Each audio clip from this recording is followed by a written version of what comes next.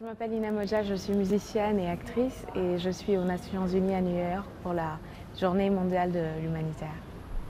Alors, qu'est-ce qui vous a amené à vouloir contribuer à la Journée mondiale de l'aide humanitaire? Parce que pour moi c'est très important, je suis née et j'ai grandi au Mali et en ce moment le Mali traverse une période très difficile avec la guerre dans le nord et on a besoin d'une aide humanitaire. On a besoin, en étant africaine et en étant quelqu'un d'engagé, je suis consciente que dans le monde, on a besoin de gens qui se dévouent pour aider les autres. Alors, quelle chanson allez-vous chanter et pourquoi le choix de ces chansons ce soir? Je vais chanter une de mes chansons qui s'appelle Water, qui sera sur mon prochain album, qui est très importante pour moi parce que d'où je viens, tout le monde n'a pas accès à l'eau potable et pour moi c'est quelque chose de fondamental et de très important et j'avais envie de mettre ça en lumière. Et la deuxième chanson s'appelle Jarabi. C'est une chanson traditionnelle malienne qui a été chantée par beaucoup d'artistes différents, de génération en génération. Et ce soir, j'avais envie de la dédier au Mali. Quel est votre message à l'occasion de cette journée?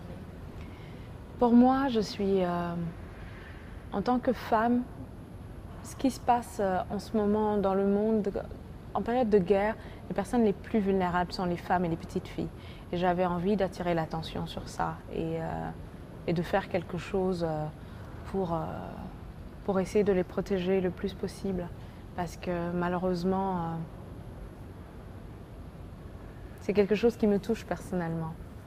Justement, vous êtes fortement engagée en faveur des femmes et des jeunes filles. Oui. Est-ce que vous voulez partager avec nous votre histoire et nous dire un message en fait? Moi, j'ai une histoire qui est...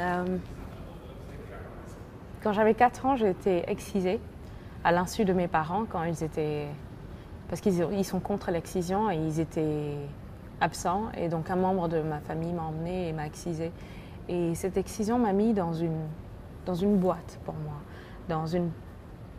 Ça m'a mis dans une place où, quelque part, comme si la société me disait que je ne pouvais pas exister individuellement, que je ne pouvais pas être qui je voulais être. Ça m'a beaucoup ralenti dans ma vie et à un moment j'ai décidé de prendre les choses en main, de récupérer ce qui m'a été enlevé via une chirurgie réparatrice et de lutter contre l'excision, de militer contre l'excision, de prévenir des dangers de l'excision et aujourd'hui j'ai dû me battre pour me défaire de toutes ces idées préconçues et tout le poids que ça avait eu sur moi et de pouvoir faire ce dont j'ai toujours rêvé quand j'étais adolescente. Pour moi, c'est très important. Aujourd'hui, je chante ici et je tourne un petit peu partout. C'est un symbole très fort pour moi. Il y a toujours de l'espoir. On peut se sortir de ce poids des traditions.